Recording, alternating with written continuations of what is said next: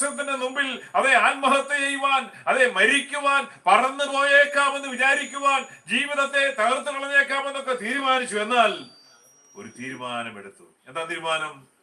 ഞാനോ ദൈവത്തെ വിളിച്ചപേക്ഷിക്കും. അടുത്ത വാക്യം എന്താ പറഞ്ഞേക്കുന്നത്?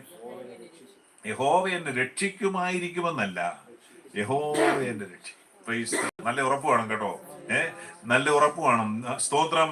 അതെ, വിശ്വാസം എന്നതും ആശിക്കുന്നതിന്റെ ഉറപ്പും കാണാത്ത കാര്യങ്ങളുടെ നിശ്ചയമാകുന്നു കേട്ടോ. ദൈവത്തിന് സ്തോത്രം. ഈ പട്ടിക്കാട്ടിൽ, ഈ ഗ്രാമത്തിൽ, ഈ കുഗ്രാമത്തിൽ പാർക്കുന്നവരായ നമ്മൾ വിചാരിക്കും, എടാ ഞാൻ പ്രാർത്ഥിച്ചാൽ ആര് കേൾക്കാനാണ്?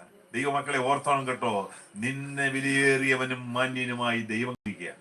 നിന്നെ വിലയേറിയവനും മാന്യനുമായി ദൈവം കണ്ടിരിക്കുകയാണ്. അതുകൊണ്ട് നീ എവിടെ ഇരുന്ന് പ്രാർത്ഥിച്ചാലും യേശുവിന്റെ രക്തത്താൽ വീണ്ടെടുക്കപ്പെട്ടിട്ടുണ്ടെങ്കിൽ, യേശുവിന്റെ രക്തത്താൽ നീ മുദ്രയേറ്റപ്പെട്ടിട്ടുണ്ടെങ്കിൽ, യേശു ക്രിസ്തുവിന്റെ കൽവറിയിലെ പുണ്യാഹര രക്തത്താലുള്ള പാപക്ഷമ പ്രാപിച്ചിരിക്കുന്ന ദൈവത്തിന്റെ പൈതലാണെങ്കിൽ നിശ്ചയമായി നീ എവിടെ ഇരുന്ന് പ്രാർത്ഥിച്ചാലും നിന്റെ പ്രശ്നങ്ങളുടെ മേൽ